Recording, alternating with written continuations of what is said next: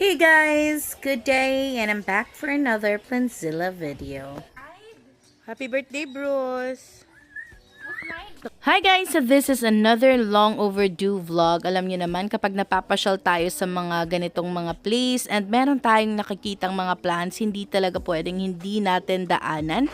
And as I have shown earlier, nandito tayo sa Bet and Choy located in Katigbian, Bohol.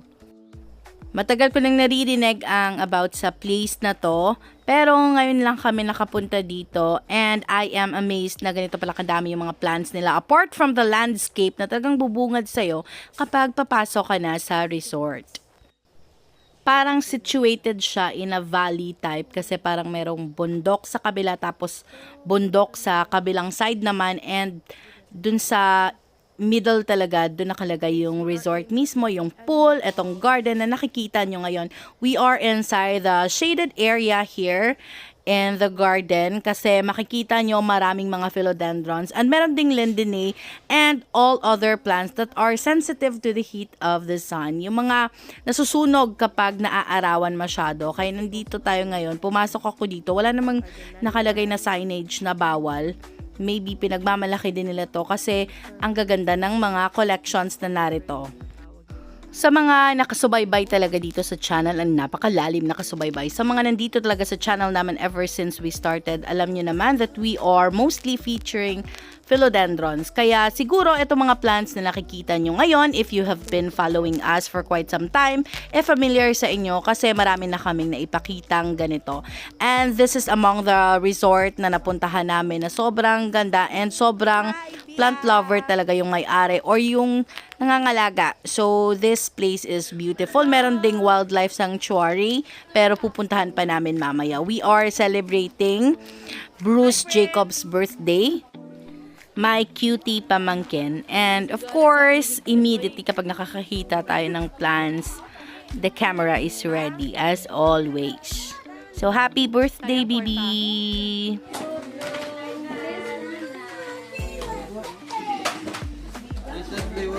So you can see medyo madami yung food na nandito ngayon, nakakatakam. Nanonood pa naman ako tapos nung nakaraan pa to, as in overdue vlog na hindi ko na-edit. Kaya makikita nyo talagang nakakagutom tingnan. Napakaraming pagkain.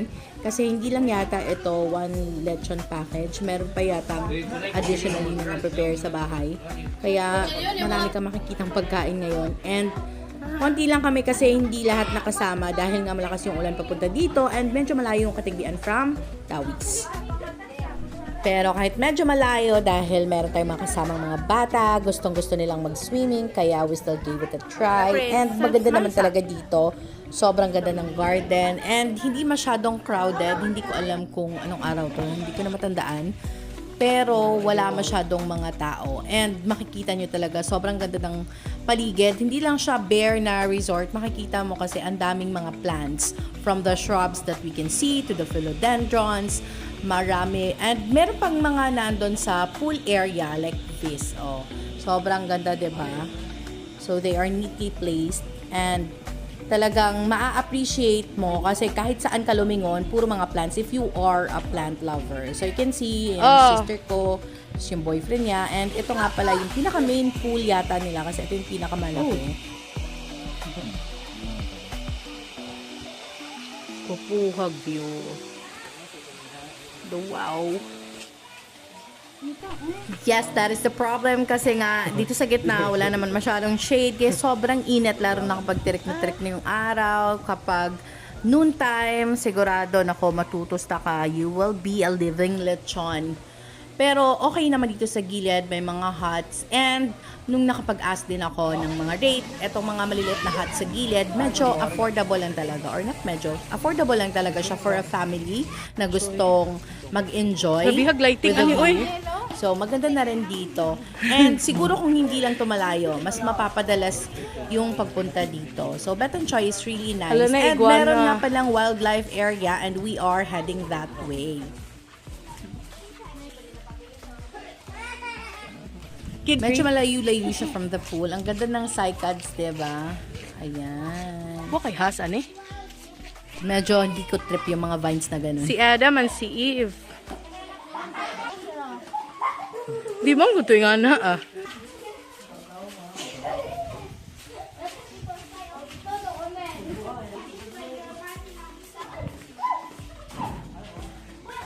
Di ko alam yung trip ni Chantal. Para siyang nakapang snorkeling outfit. Hala nam, di ana. Apay gada ka, kuan tal. Kanang... Bruce! Bruce! Tawag sa na, Bruce B. Ganda!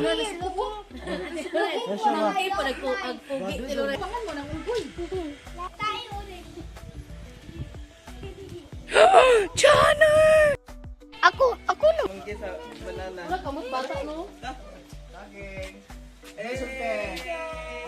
Thank you, Kuya Gunjin. Ganda. Hindi nga, Jin, thank you. Thank you, Nol. Alati! Mama, ano ka mo na? Masako maka. Uy, ma! Bruno! Ato bang? Kaan ka saging Bruno? May nga niya si Bruno. Bruno Mars. Ngayon sa saging oh. Kaan ka saging Bruno? Tara Bruno dali. Tara. Ikaw mo. Op. What? Say sulte. Lamat pa, Gerald. Bruno, say sulte. Lamat pa, Gerald. Gitap-tilap oh. Ah, unggoy na matilap-tilap ka mo. 50. So, kagamay ng 50. I'm actually curious dun sa part na merong malaking statue ng gorilla. Pero hindi na kami nakapunta kasi nga medyo madulas. Bago-bago kasi yung panahon, parang uulan, titigil na naman, uulan. Kaya alam ko dun sa part na yun kasi parang meron siyang trail, merong mga maze. Hindi ko alam kung ano talaga. Pero yun yung nakalagay sa signage. Kaya ina-expect ko na madulas dun sa area na yun. So, bumalik ako dito sa garden, dito sa shaded area na merong mga malalaking plants. Kasi dinala ko na si Daddy. Pinakita ko na sa kanya kung ano yung mga itsura ng mga plants na nandito. I'm sure, of course, he is familiar. Kasi ito naman talaga yung naging buhay namin during the pandemic. Selling plants, yung filming plants, kung ano-ano nagtatanim. Kaso nga ngayon, busy na kasi meron na kanya-kanyang work and wala na talagang naiiwan sa bahay para mag-alaga ng plants. And that is so sad about being plant parents before na naging busy na ngayon. Kumusta na ba yung garden nyo? I hope your garden is still doing well and it's still thriving. Kahit medyo sobrang init mga nakaraan, meron namang ulan, 'di ba? So the plants will still survive as long as hindi nyo pa iinitan. Syempre, lalo na yung mga plants na ayaw talaga ng mainit. So guys, I'm really glad you reached this far. Thank you so much for watching. I really appreciate the time and I hope I can still upload a lot of videos like this. Bye!